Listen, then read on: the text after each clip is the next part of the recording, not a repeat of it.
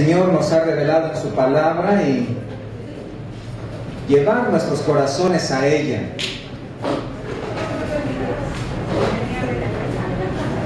Cuenta una anécdota de un matrimonio que en cierta ocasión llegó a la oficina del presidente de la Universidad de Harvard. La esposa, la mujer de ese matrimonio, tenía un vestido de algodón barato y él un traje de lana muy gastado. En cuanto la secretaria los vio, supo que era una pareja de granjeros rurales. Ellos no tenían una cita con el director de la universidad, pero llegaron pidiendo ver al director y poder platicar un poco con él. Él está muy ocupado, le dijo a ella. Esperaremos. La secretaria pensó que si los hacía esperar un rato, ellos se desanimarían y se irían.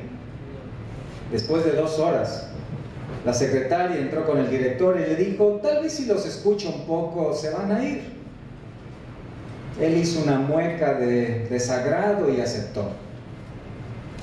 Señor director, dijo ella, quisiéramos comentarle que nuestro hijo asistió solo 1 año a la Universidad de Harvard, donde usted es el director, y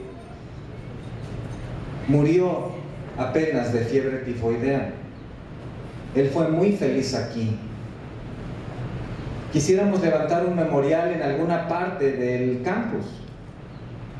El director vio a esta pareja, observó su ropa muy gastada y les dijo: señora, no podemos poner una estatua para cada persona que asista a Harvard y fallezca. Si lo hiciéramos, este lugar parecería un cementerio. Oh, no, dijo ella, no deseamos erigir una estatua, nos gustaría donar un edificio a Harvard.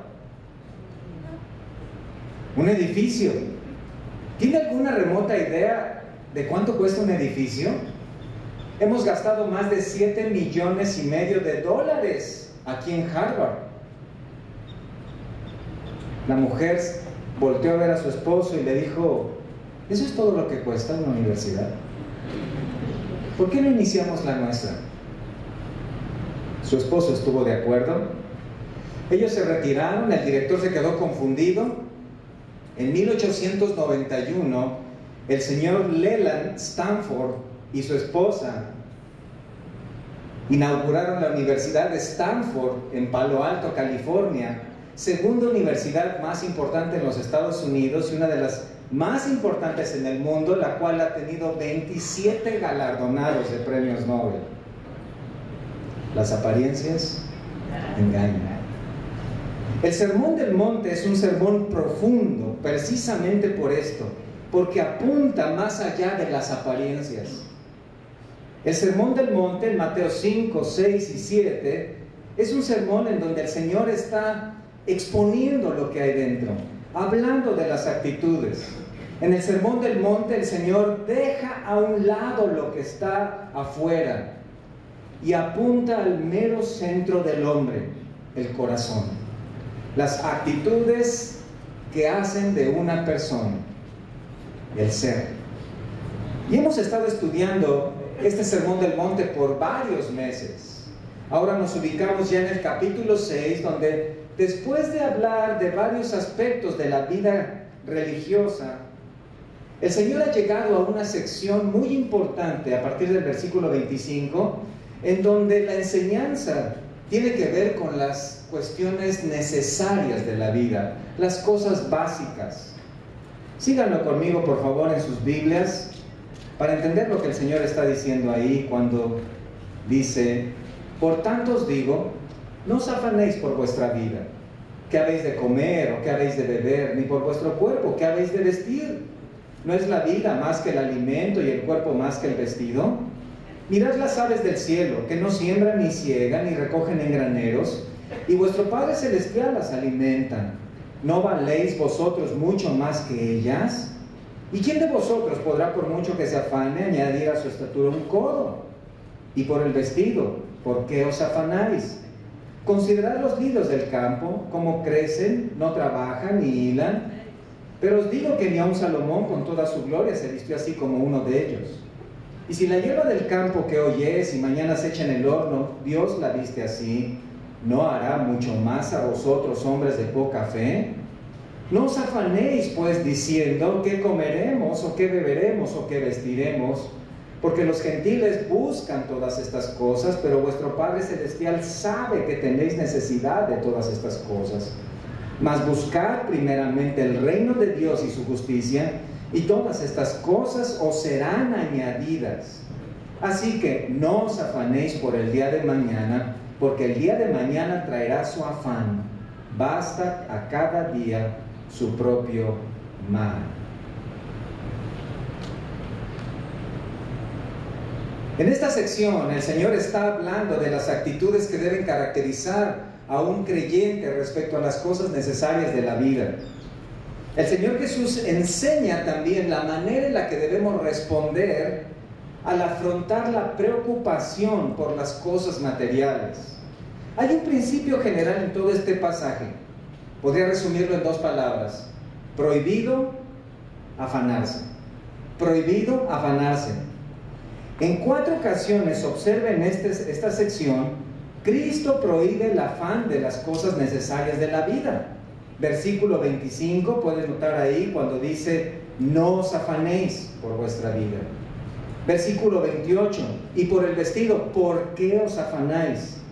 Versículo 31, no os afanéis. Versículo 34, no os afanéis por el día de mañana. Afanarse es preocuparse. Afanarse es angustiarse.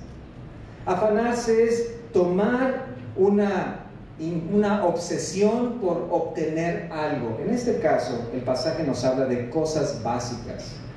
Habla del alimento, habla del vestido, habla de las cosas necesarias de la vida.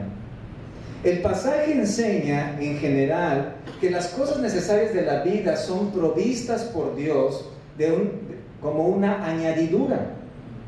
Como una añadidura a las actitudes que nosotros adoptamos respecto a esas cosas necesarias. Al mismo tiempo, el pasaje, noten, prohíbe preocuparnos por las cosas necesarias de la vida. ¿Por qué? ¿Por qué? Hay 3 razones. La primera razón podemos verla desde los versículos 25 al 30. La primera razón podríamos llamarle Dios sustenta su creación. Dios sustenta su creación. Dios cuida de su creación. La segunda razón está en los versículos 31 y 32. Y esa segunda razón podríamos llamarle Dios sabe lo que necesitas. Dios conoce todas tus necesidades.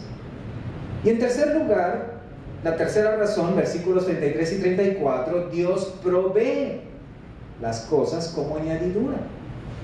En otras palabras, Dios promete que Él te dará lo que necesitas. La vez anterior comenzamos meditando en los versículos 25 y 26, ¿recuerdan? Donde Cristo lleva a sus discípulos a observar el cuidado que Dios tiene de las aves del cielo. En este versículo 26 el Señor hace un llamado: mirad. Aunque las aves están en un nivel menor respecto al hombre, no tienen personalidad, no tienen un razonamiento, no han recibido de parte de Dios esa semejanza, esa imagen que ha recibido el hombre. Sin embargo, las aves son sustentadas por Dios. La ilustración es sencilla, pero profunda. Dios es capaz de sustentar a quien Él ha creado. Dios es todopoderoso, suficiente para sostener, para proveer a quien Él ha creado. En este caso, en estos versículos, Él está también al tanto de los millones y millones de aves en el mundo.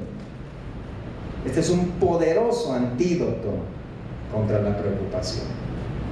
Si Dios cuida de las aves, dice el canto, cuidará también de mí. ¿Cierto? Es un testimonio de confianza en Dios. Ahora, Cristo da una segunda ilustración para reforzar el principio de que Dios sustenta su creación. Eso está en los versículos 27 al 30. En los versículos 27 al 30, ¿quién de vosotros podrá, por mucho que se afane, añadir a su estatura un codo? Y por el vestido, ¿por qué os afanáis? Nuevamente el tema es la preocupación. En los versículos 25 y 26 Cristo habló de la comida, ahora habla de una segunda necesidad que, escuchen, consideren que es el elemento que más importancia tiene en nuestra mente.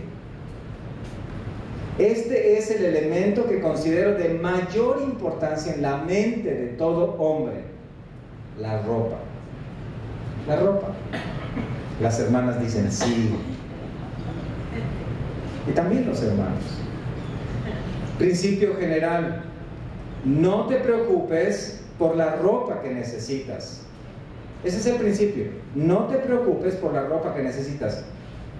Ahora, ¿por qué considero esta la necesidad de mayor importancia en la mente de toda persona?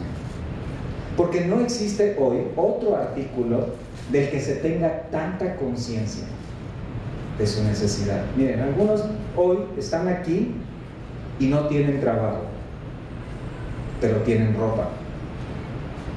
Algunos hoy no tienen una televisión en casa, pero tienen ropa. Algunos de ustedes hoy dejaron su refrigerador vacío, pero tienen ropa en su closet. ¿Cierto? Otros no tienen auto, no tienen computadora, no tienen celular. Eso suena increíble, pero tienen ropa.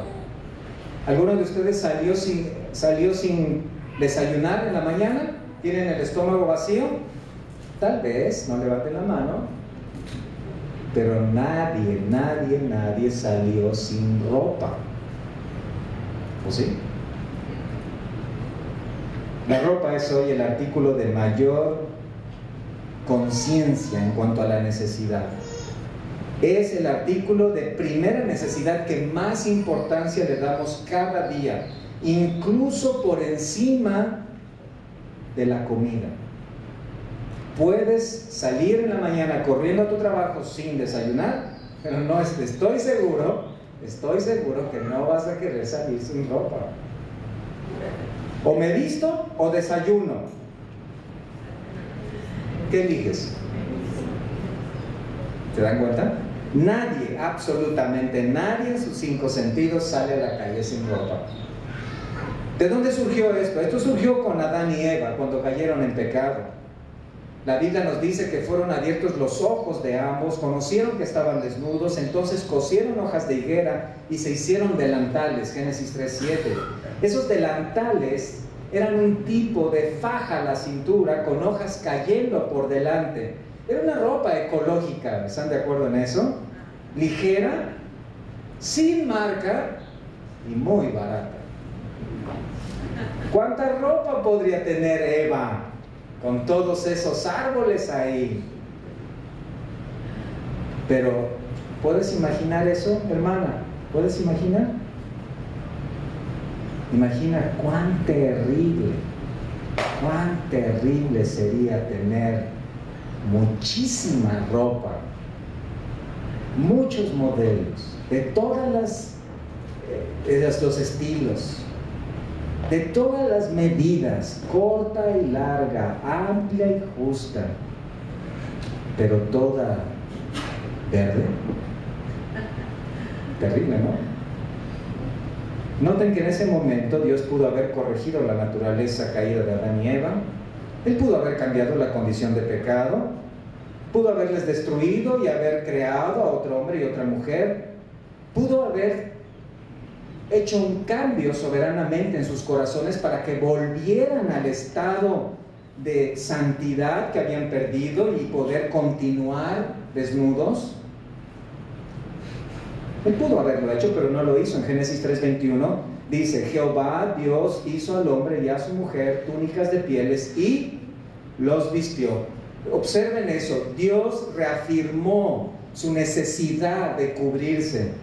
Dios reafirmó su necesidad de ropa, Dios sabe que necesitamos ropa. Aquí es donde todas las hermanas dicen, amén. Esas túnicas eran distintas a la ropa ecológica, porque la palabra túnica significa cubierta. Era una especie de saco hasta la rodilla de piel. En el tiempo de Cristo, las túnicas se hacían en telares manuales, una especie de costal sin mangas a la rodilla, un costal con 3 orificios para los brazos y la cabeza. Se usaba encima de la ropa interior.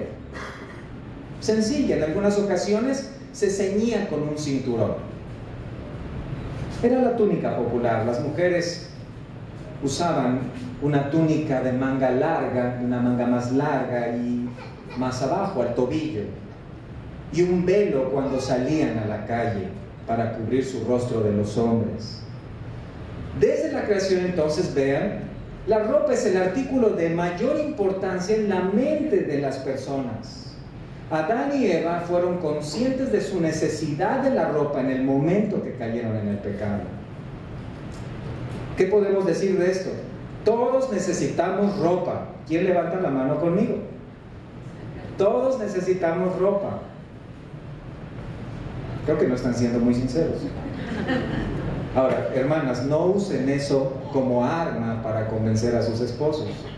Es que el pastor dijo que necesitamos ropa y yo necesito mucha ropa. Sin embargo, aquí el Señor dice, vean nuevamente Mateo 6, 27 al 30. Vean nuevamente. Y por el vestido, versículo 28, ¿por qué os afanáis? ¿Por qué os afanáis? Es como si Él dijera, tú necesitas de la ropa, tú necesitas ropa cada día, pero no debes preocuparte por ella. En el capítulo 5, versículo 1 de este evangelio, nos dice que fueron los discípulos los que se acercaron a Él cuando Él comenzó a enseñar. Cristo conocía sus corazones y su pregunta en este versículo 28 revela que Él estaba hablando a discípulos que estaban preocupados por la ropa. Vean ahí la pregunta en el versículo 28, ¿por qué os afanáis? La Nueva Versión Internacional dice, ¿por qué se preocupan?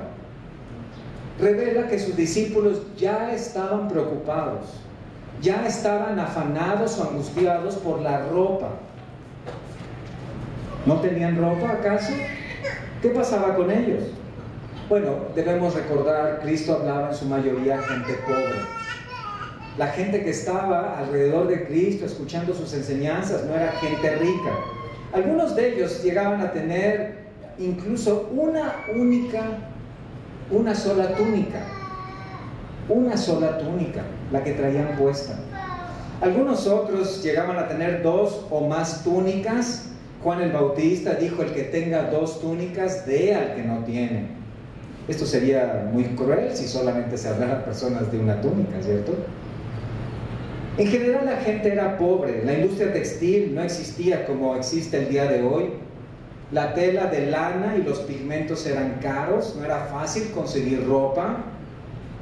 No existía la industria textil mundial como la tenemos el día de hoy. ¿Qué les preocupaba tanto? Bueno, el Señor usa una ilustración para revelarlo, versículo 27. ¿Y quién de vosotros podrá, por mucho que se afane, añadir a su estatura un codo? Esta es una ilustración que lleva a los discípulos a reflexionar. Un codo es la distancia del codo a la punta de los dedos, 45 centímetros aproximadamente. La pregunta es, si alguna persona se esfuerza, se preocupa y se afana demasiado, ¿podría crecer unos 45 centímetros? Preocupándose, angustiándose, desesperándose, ¿un adulto podría crecer 45 centímetros? No. ¿Qué puedes hacer hacia adelante para incrementar tu estatura 45 centímetros? Esta ilustración apunta al futuro. El Señor está revelando aquí que ellos estaban pensando en qué podrían hacer para en el futuro tener la ropa que necesitaban. Entonces Cristo hace la pregunta, versículo 28, y por el vestido. Es como si Él dijera, ustedes están pensando en la ropa, yo lo sé, ¿y por qué se preocupan? Ahora detente un momento ahí, esto es relevante. Mira, Cristo revela que ellos estaban afanados, que ellos estaban preocupados. Los discípulos estaban preocupados por la ropa que necesitarían en el futuro.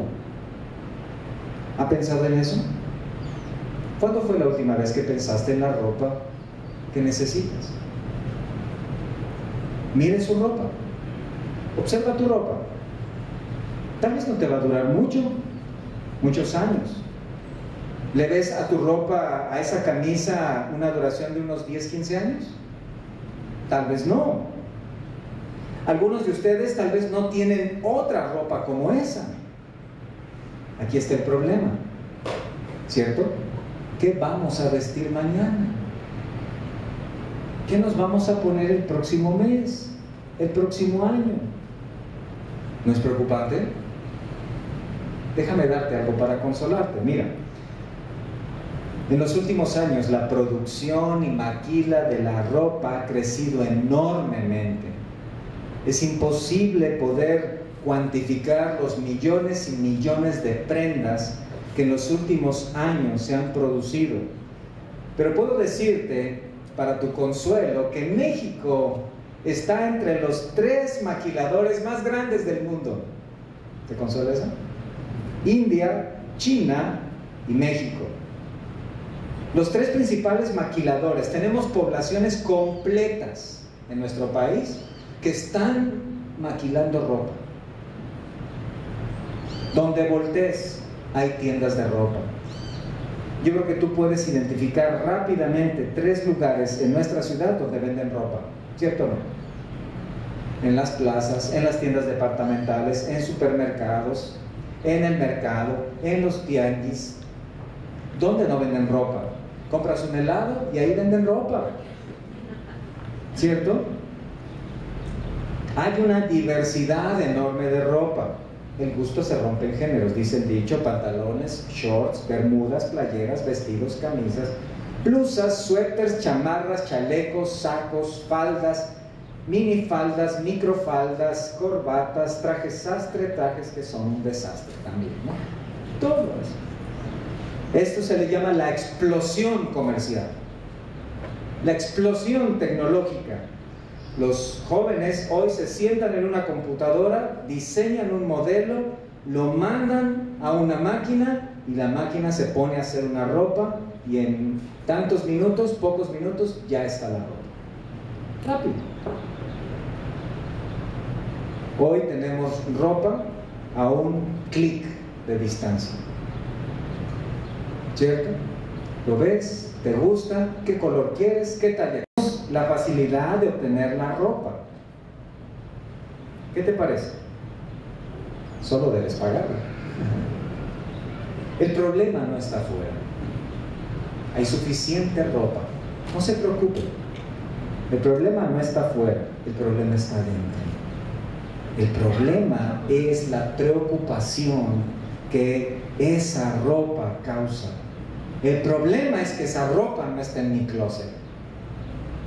El Señor estaba exponiendo aquí el corazón de los discípulos. Estaban preocupados por la ropa que no tenían. ¿Has notado cómo las cosas materiales tienen la capacidad de producir una preocupación? ¿Has notado? ¿Cuál es la frase más famosa en este aspecto de las mujeres? ¿Qué me voy a poner? Observando ahí.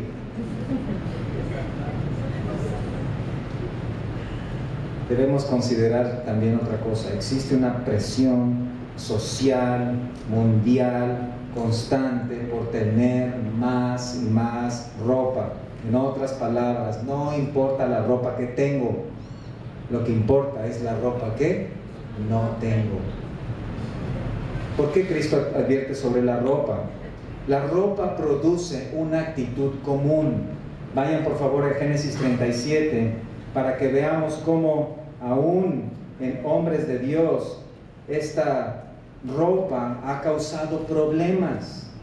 En Génesis 37 tenemos a Jacob, al cual Dios llamó Israel, con sus 12 hijos. Y estos hijos, viviendo con su padre, desarrollaban las actividades de una familia, pero en el versículo 3 de Génesis 37 dice que amaba Israel a José más que a todos sus hijos, porque lo había tenido en su vejez. Y le hizo una túnica de diversos colores. Esta túnica debió ser la sensación en su tiempo, de varios colores. Los pigmentos hace 4000 años eran difíciles de conseguir, se conseguían principalmente de animales marinos. Entonces esta túnica de José era multicolores. En una sociedad donde las túnicas se hacían de piel en un color tal vez gris, café, tal vez algo así como un color crudo, hueso, depende cómo se pusiera la piel. No había un proceso de pigmentación profundo en cuanto a la piel, pero como lo tenemos hoy. Pero aquí Jacob hace una túnica especial. Nos llama la atención que Dios quiere mostrarnos que esta túnica es de diversos colores. Pero ¿qué sucede? En el versículo 4 nos dice ahí, Génesis 37, 4, y viendo sus hermanos que su padre lo amaba más que a todos sus hermanos, le aborrecían y no podían hablarle pacíficamente. Versículo 11, y sus hermanos le tenían envidia, mas su padre meditaba en esto. Versículo 18, cuando ellos lo vieron de lejos, antes que llegara cerca de ellos, conspiraron contra él para matarle. Versículo 23, sucedió pues que cuando llegó José a sus hermanos, ellos quitaron a José, ¿qué? Ahí está el asunto. Queremos tu túnica. Esa túnica que traes puesta, hermano, la quiero. Quiero esa túnica. Quiero una túnica como la tuya, hermano, así verde. No esa. La túnica de colores, ¿ven eso? La túnica de colores, era especial, que tenía sobre sí, y le tomaron y le echaron en la cisterna, pero la cisterna estaba vacía, no había en ello agua. Versículo 31, entonces tomaron ellos la túnica. Esta túnica está ocasionando muchos problemas, ¿le dan cuenta? Y degollaron un cabrito de las cabras, ¿y qué? Tiñeron la túnica con la sangre. Esa túnica despertó la envidia de sus hermanos. Esa túnica multicolor despertó la envidia y les motivó a un pecado. Esto es lo que sucede el día de hoy. Las estrellas de cine salen en televisión con unas túnicas fenomenales, unas túnicas de unos colores impresionantes, de una tela maravillosa. Hay unas playeras de fútbol impresionantes, hay unos pantalones, y el bombardeo comercial y las campañas publicitarias y la moda ejercen una presión tremenda en nuestros corazones. Los famosos están lejos de nosotros, pero podemos comprar su gloria, podemos comprar sus túnicas, están ahí en la tienda. Los jóvenes son las principales, los jóvenes somos las principales víctimas del boom mercadotécnico. Los comerciales de ropa dicen, los comerciales o los eslogan no dicen, olvídese de la ropa, usted ya debe tener suficiente en su closet. No, ¿verdad? Ellos llaman a comprar más ropa. Recuerdo un eslogan de una tienda famosa que dijo, el problema no es que me pongo. Eso lo estaba diciendo una mujer. lo cual me llamó la atención. El problema no es que me pongo, sino que ese vestido ya me lo vieron. Ellos llaman a comprar más ropa. ¿Cuál es el problema? El efecto en los corazones. Cuando ves toda esa ropa en el aparador, todo lo que no tienes, y luego te miras al espejo, es fácil saborear un sabor amargo, una desilusión. Yo no tengo, yo no visto como el maniquí que está ahí. Ah, cómo me gustaría verme así. Cómo me gustaría ponerme aquello. Uf. Pero recuerden, la vida del hombre no consiste en la abundancia de los bienes que poseen. ¿Escuchaste eso? Tu vida no consiste en la ropa que tengas. Continuamente la ropa nos lleva a una inconformidad. Piensen por favor en esto. ¿Usted está contento, contenta con la ropa que tiene? Abres tu closet y dices, ay, gracias Señor porque tengo esta ropa. No importa la ropa que está ahí en las tiendas. Gracias porque tengo esta ropa. Gracias Señor. Qué contenta estoy. ¿Cuántas veces le has dado gracias a Dios por la ropa que tienes? Bueno, si cae un meteorito y Dios me salva, le daré gracias. Pero no por la ropa. La ingratitud y la avaricia son actitudes que continuamente son motivadas por el mundo. La vida del hombre no consiste en la abundancia de los bienes que posee. La vida del hombre sí consiste en la clase de corazón que tienes. Cristo estaba diciendo entonces aquí, yo sé lo que hay en su corazón. Yo sé que ustedes están preocupados. Los judíos que estaban escuchando a Cristo estaban preocupados por la ropa. Y el pensamiento afanado por la ropa revela un corazón puesto en la tierra. ¿Escuchaste? El corazón puesto en la tierra se preocupa por lo material. El corazón puesto en las cosas terrenales es un corazón que está afanado. Entonces Cristo les llama a poner su vista en Dios. Es como si Él dijera, no pongas tu vista en la ropa porque te vas a preocupar. No pongas tu vista en lo que no tienes porque te vas a angustiar, te vas a afanar. ¿Ves el aparador? Ahí está. El sueño dorado, ¿cierto o no? Ahí está. Ah, cómo quisieras tenerlo, ¿sí o no? Ah, cómo quisieras ese modelito. Y hay un sentido de frustración y de insatisfacción y de amargura. Enfoca en el punto. Sobre toda cosa guardada, ¿qué? Guarda tu corazón. Guarda tu corazón de la ingratitud, guarda tu corazón del enojo, guarda tu corazón del afán por tener más ropa. Hoy el mundo se maneja en este sentido. Hoy el mundo está preocupado por lo de afuera. ¿Qué marca es tu ropa? ¿Tienes ropa de marca? ¿Usas Dolce & Gabbana? ¿O tienes ropa Dulce y Gabbana? Si es la segunda, eres un perdedor. Si es la primera, eres un ganador.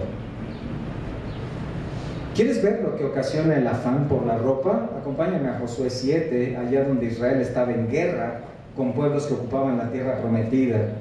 Era ocasión de vencer y sacar a los de Jai. Y en su primera evaluación, Jai era un pueblo fácil de conquistar, pero las cosas se complicaron y 36 judíos murieron. Dios no les concedió la victoria, tuvieron que huir. Josué estaba desgarrado. En el versículo 7 de Josué 7, ah, Señor Jehová, ¿por qué hiciste pasar este pueblo el Jordán para entregarnos en las manos de los amorreos? Dios le dio la razón en el versículo 11, Israel ha pecado, han tomado del anatema, es decir, del botín. Dios había mandado en el capítulo anterior que no tomaran del botín porque iba a ser cosa consagrada a Dios. Eran claras las instrucciones. En el versículo 15 de este capítulo 7, Dios entonces, después de revelar que había pecado, sentencia, y el que fuere sorprendido en el anatema será quemado, él y todo lo que tiene, por cuanto ha quebrantado el pacto de Jehová y ha cometido maldad en Israel. ¿Quién va a investigar? Bueno, diría el culpable, ¿puedo esconderme? No, no puedes esconderte. Dios lo sabía. Dios lo sabía. Más adelante es revelado Acán como el culpable. Supongamos por un momento que tú sabías que Acán era el culpable. Entonces, cuando Dios en el versículo 15 dice, el que sea culpable va a morir, tú vas con Acán y le dices, ¿por qué lo hiciste? ¿Cierto? ¿Por qué lo hiciste? Y él te va a decir una cosa, versículo 21. Él te va a decir, vi entre los despojos un manto babilónico muy bueno, y 200 ciclos de plata, y un lingote de oro de peso de 50 ciclos, lo cual codicié y tomé. Y aquí que está escondido bajo tierra en medio de mi tienda, y el dinero debajo de ella. Observen la progresión. Vi, codicié y tomé. Hermanos varones, ahí está la respuesta a la pregunta a veces común de ¿por qué lo compraste? ¿Han hecho esa pregunta alguna vez? ¿Por qué lo compraste, esposa? Hermanas, ahí está la respuesta sencilla. Vi, ¿qué más? Codicié y pagué. La codicia es un deseo intenso por algo, es un anhelo intenso que puede surgir precisamente ahí, en la tienda de ropa. El ojo ve, el corazón codicia y la mano, lentamente, como en contra de nuestra voluntad, se dirige a la cartera y a la bolsa. ¿Por qué lo compraste? Vi, codicié y lo compré. Un hombre veía que todos los meses siempre su mujer tenía ropa nueva. Y le preguntaba, ¿era octubre, era noviembre, era enero o abril? Y la veía con ropa nueva. Y cuando le preguntaba, oye, ¿cuándo compraste esa blusa, o esa falda, o ese vestido? Y ella decía, lo compré en julio. Ah, ok, pensé que era nueva. Qué bueno que tu ropa, toda tu ropa la compras en un solo mes. Hermanos, hay mantos babilónicos muy buenos, sinceramente. Hay unos mantos babilónicos en unas tiendas buenísimos. Y además tienen 30% de descuento y a 200 meses sin intereses. Pero escuchen, muchos de los mantos babilónicos siguen estando entre los despojos. Muchos mantos babilónicos están prohibidos para ti. No porque no tengas el dinero para comprarlos, sino porque porque no te conviene, hermana, no porque no sea tu estilo, sino porque el comprarlo resulta de un afán por tener más. Comprar aquello sería resultado de tu codicia, de querer más, de una falta de contentamiento, de una falta de gratitud. Comprarlo, tal vez en tu caso, no sería un problema económico, pero sería un problema espiritual, revelado en una actitud de poseer y poseer y poseer más. Para otros, también se convierte en un problema económico. Así es la codicia. Y aquí el 10º mandamiento del Decálogo aplica, y yo tengo la versión nueva del 2014, no sé si ustedes la tienen, es una versión textil. Dice: no codiciarás la casa de tu prójimo, no codiciarás la mujer de tu prójimo, ni su ropa, ni sus jeans, ni su vestido de marca, ni su chamarra de piel, ni su traje, ni su playera de fútbol. Dios no está de acuerdo con un corazón deseoso de más y más y más. Dios no está de acuerdo con que amemos los mantos babilónicos. ¿Qué tanto está pasando esto en ti? ¿Qué tanto está sucediendo esto en ti? Piensa. Esto puede suceder en quien tiene mucha ropa o en quien tiene poca ropa. El asunto no es la cantidad. Esto puede suceder en quien tiene dinero para comprarla y en quien no tiene dinero para comprarla. Esto no es un asunto de afuera, es un asunto del corazón. Puedes vivir afanado y afanada, comprando y comprando y gastando, o puedes vivir afanado y afanada, deseando y deseando sin poder comprar. Algunos están cayendo en la oferta de Satanás. Todos los reinos textiles te daré si postrado me adorares. ¿Qué te parece? La mejor ropa a cambio de tu devoción, la mejor ropa a cambio de tu esfuerzo laboral. Primera de Pedro capítulo 3, veamos lo que el Señor habla acerca de la vestimenta, un principio general en Primera de Pedro 3, versículo 3 y 4. Primera de Pedro 3, 3 y 4, cuando dice: vuestro atavío no sea el externo de peinados ostentosos, de adornos de oro, de vestidos lujosos. Deténgase un momento ahí.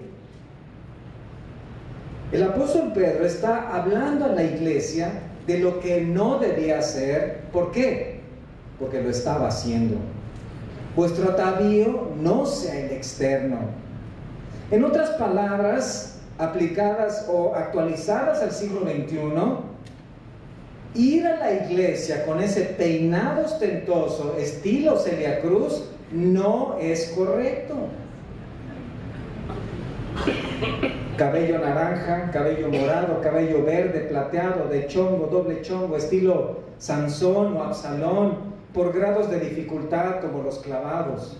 Joyas, adornos estilo emperador romano, 20 anillos, uno en cada brazo y uno en cada dedo de las manos y uno en cada dedo de los pies.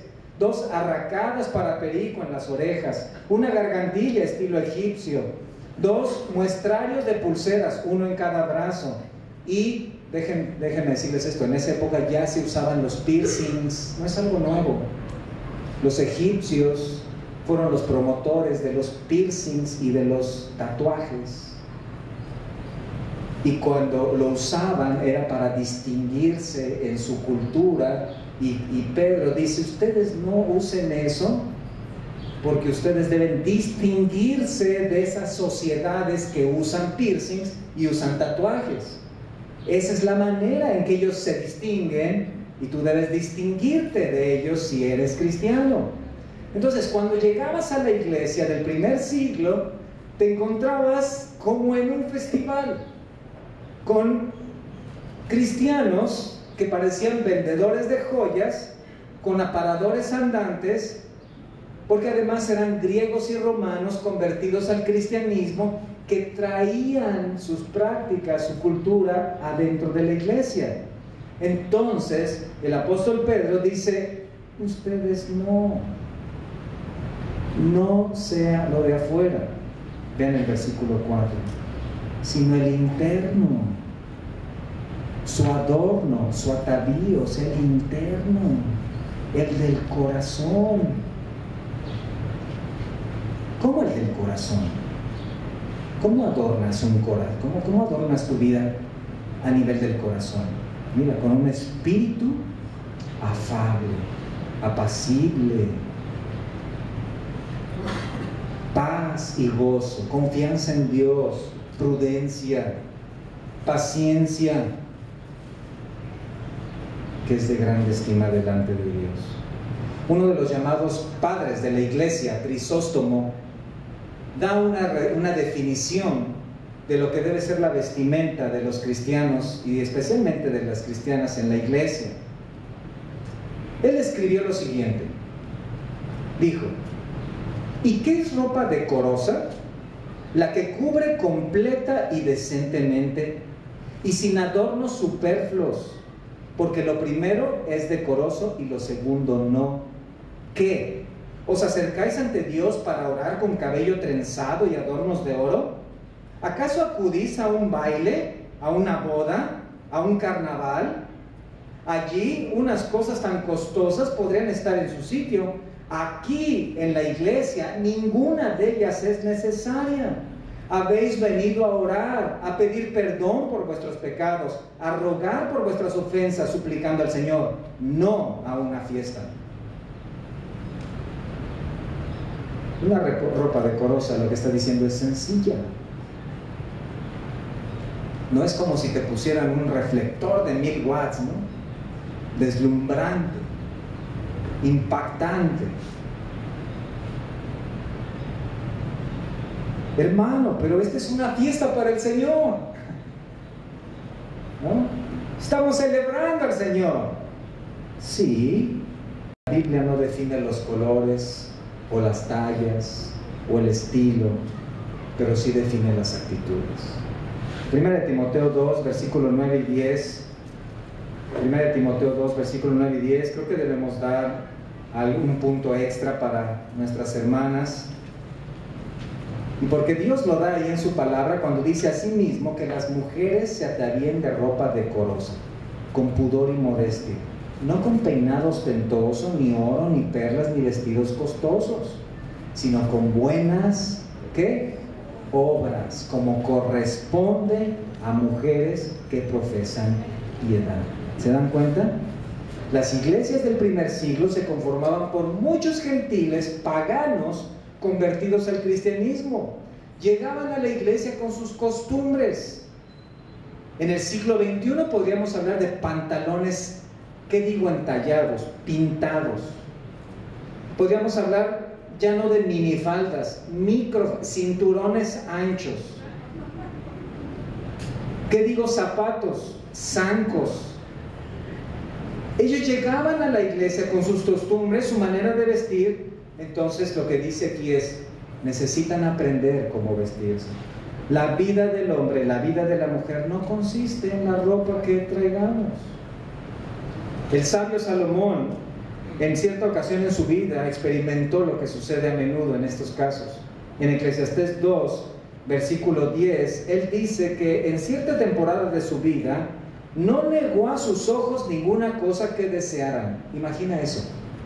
No negarte nada de lo que se te antoja de ropa. Imagínate eso. No negué a mis ojos ninguna cosa que desearan, ni aparté mi corazón de placer alguno. Apliquemos esto al tema que estamos viendo. Entonces tú puedes comprar toda la ropa que quieres. Tú tienes un esposo que a todo te dice que sí, cómpralo, es más, compra de todos los colores y lo que tú quieras, adelante. O tienes la capacidad económica para ir a la tienda y decir, pues, deme este y este y este y este, y no importa. Y también lo tengo con 3 piernas, el pantalón, pues también démelo, no importa. No negué a mis ojos ninguna cosa que desearan. Y luego dice en el versículo 11, miré yo luego todas las obras que habían hecho mis manos y el trabajo que tomé para hacerlas, y aquí todo era vanidad y aflicción de espíritu. Una puesta, 2 puestas, se empieza a desteñir, se empieza a despintar, se empieza a enchuecar. Y ahora ¿cómo la cuido? Y ahora ¿cómo lo lavo? Y que no le dé el sol ni el aire. ¿Cómo la seco? No lo lave ni en casa ni en la tintorería. Entonces ¿cómo lo lavo? Y ya se le cayó esto, y ya se le desprendió esto, y ¿dónde quedó? Y nada más me tengo un par y un afán, ¿cierto? un afán. Y ya no me queda, ya me queda grande.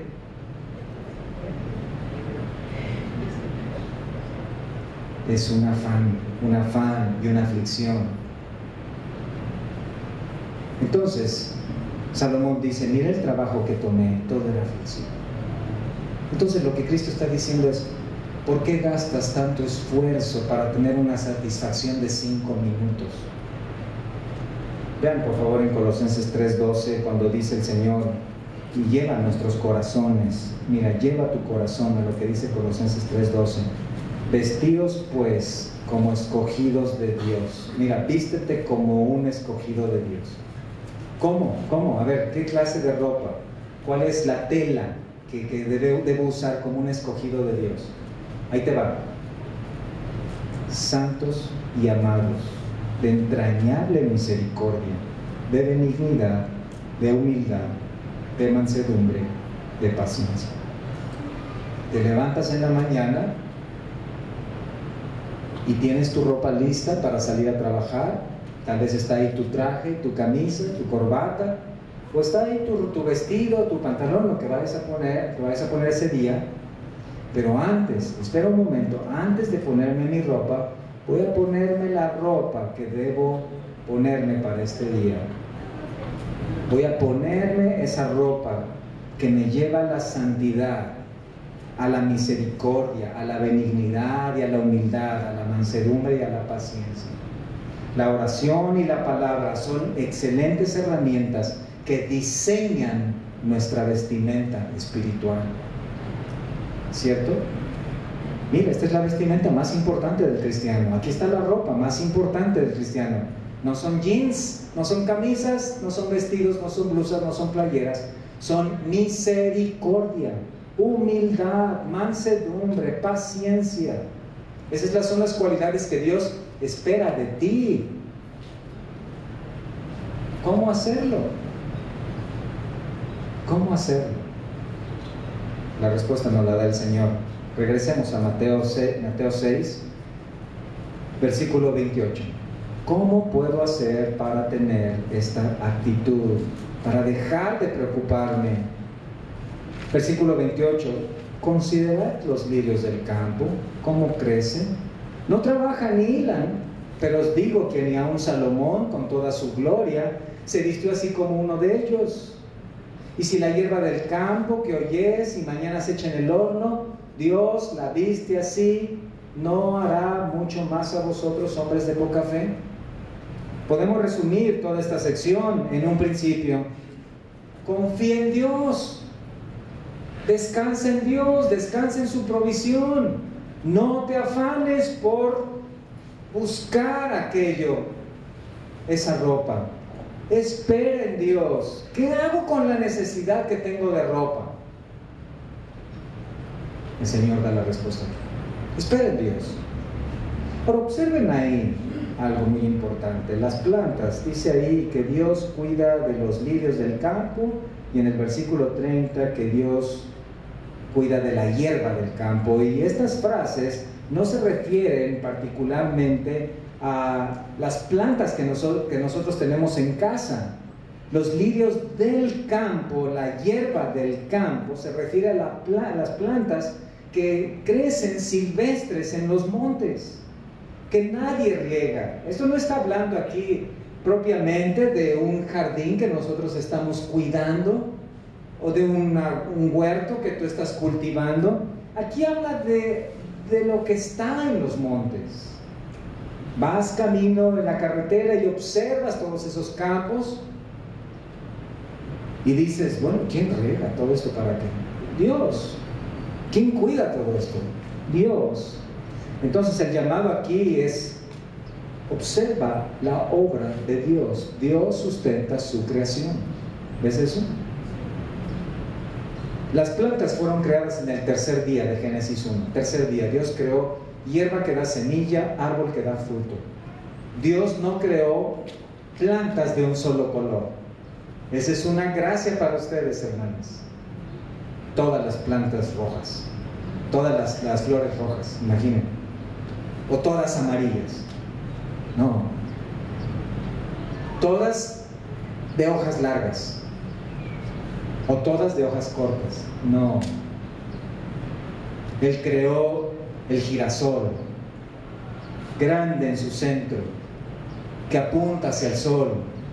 Él creó la gladiola, la rosa con todos sus pétalos. Él creó la orquídea, tan hermosas, las lilis, el tulipán. ¿A quién le gusta el tulipán? Él creó todas esas flores hermosas. Ahora, ver los lirios del campo, hermanos, yo prefiero un arreglo de tulipanes. Yo prefiero un arreglo de tulipanes. Esto no se refiere a una flor en particular, observen ahí, es un término para las flores silvestres que adornaban las colinas de Galilea.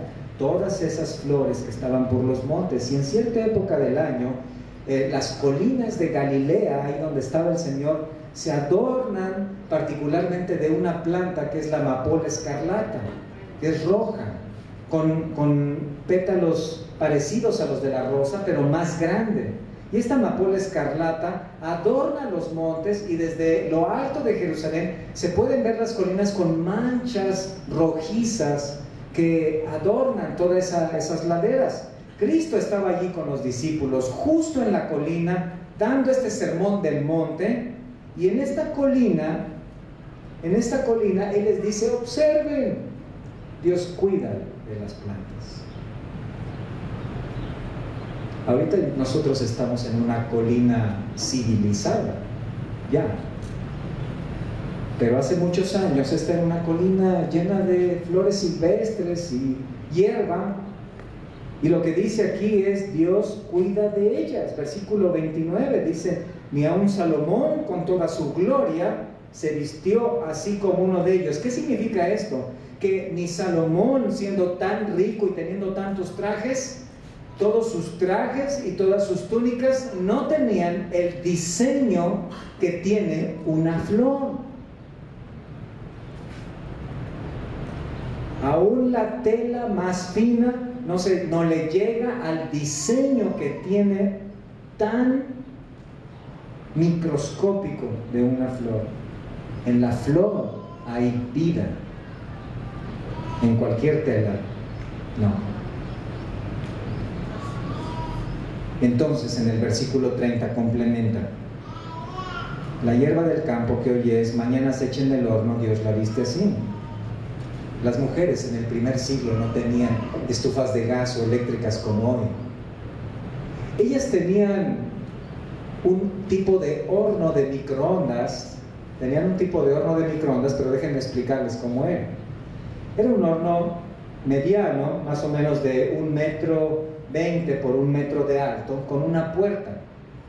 Y en ese horno de microondas era un poco distinto, porque lo que hacían ellas era que iban a los campos, cortaban la hierba seca y la metían en el horno de barro.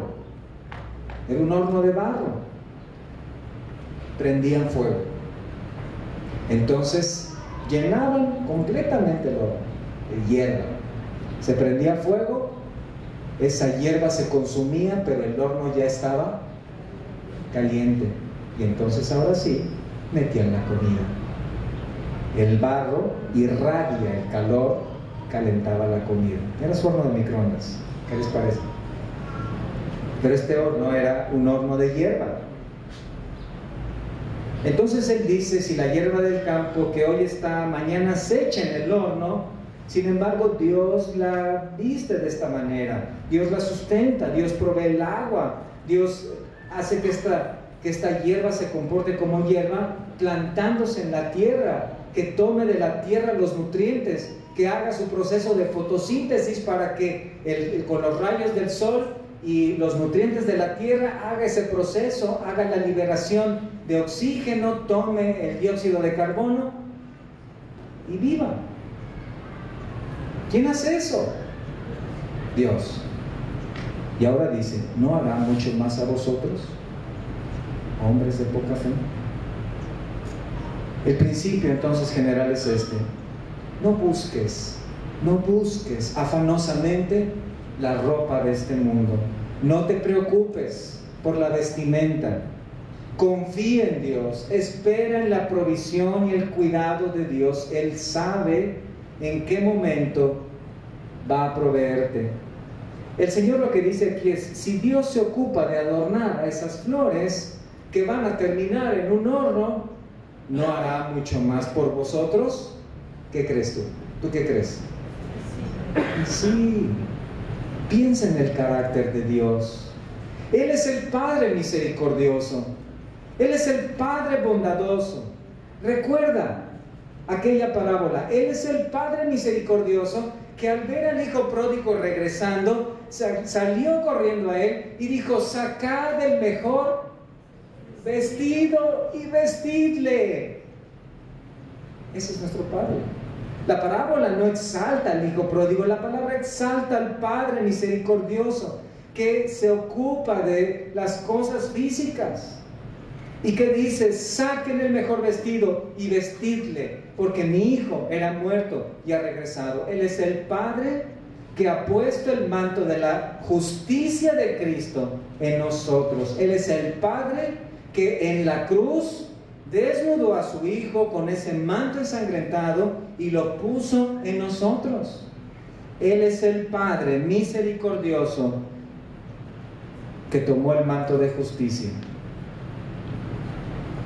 y, tomando nuestro manto de injusticia, lo hizo a un lado, nos puso el manto de justicia a nosotros y nuestro manto de injusticia lo puso a él. Él es el Padre que nos ha vestido con vestiduras de santidad. No te preocupes por la ropa que no tienes. No te preocupes por la ropa que vistes. Dios se encarga de eso. No te preocupes si eres víctima del consumismo. No te preocupes si eres víctima del consumismo. Consumismo traje, consumismo pantalón, consumismo vestido. No te preocupes. La clave está en poner tu corazón en el carácter de nuestro Dios, en su cuidado. Él te va a proveer en su momento. Él te va a proveer. Si Dios quiere que tengas aquello, Él en su tiempo lo va a hacer. No te afanes. Recuerda, Él sustenta nuestra vida. Oremos pues como lo hizo el salmista cuando dijo en el Salmo 119:37: aparta mis ojos que no vean la vanidad, avívame en tu camino. Vamos a orar. Padre, te damos gracias por este tiempo en tu palabra. Señor, confrontas nuestros corazones, pues en ocasiones caemos en el afán y la ansiedad por las cosas materiales de este mundo. Perdónanos, Señor, si es que en ocasiones hemos caído en esta preocupación, en esta obsesión pecaminosa por obtener la ropa. Perdónanos si hemos escuchado todas esas filosofías del mundo que nos incitan a buscar con afán la ropa. Cambia nuestros corazones, Señor, por favor. Enséñanos a vivir con contentamiento, agradecidos por lo que nos das, agradecidos por lo que nos has provisto, contentos con lo que tenemos, pero también confiados en que si hay alguna necesidad de ropa, tú la proveerás en el momento adecuado. Te damos gracias por tu cuidado en nuestra vida. Gracias porque a través de tu palabra vemos esa obra que estás haciendo en nosotros, en tus hijos. Te alabamos por todas tus bendiciones. Y si esta tarde también hay alguien aquí, Señor, que ha estado viviendo con este afán y esta ansiedad y su vida se ha caracterizado más como la del mundo, tratando de lograr todas esas cosas materiales. Señor, te rogamos porque obres en su corazón, para que tal persona sepa que lo más importante es lo que está pasando adentro, que esa vida de codicia y de afán es resultado de una vida sin ti, una vida de pecado que se dirige a la condenación. Señor, muestra si hay alguien aquí que está en esta condición, hazle ver que el problema está en su corazón, un corazón que tú dices en tu palabra que es pecaminoso y perverso, que es malo y que terminará en el infierno. Y cámbiale, por favor, tú que eres misericordioso y bueno y que has enviado a tu Hijo Jesucristo para vivir una vida sin afanes, en justicia, para agradarte a ti, y dio su vida en una cruz y murió y resucitó al tercer día para darnos la vida eterna.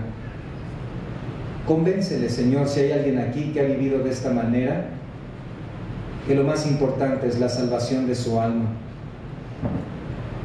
Cambia su corazón y dale la gracia de la salvación conforme a tu voluntad. En Cristo Jesús te lo suplicamos. Amén.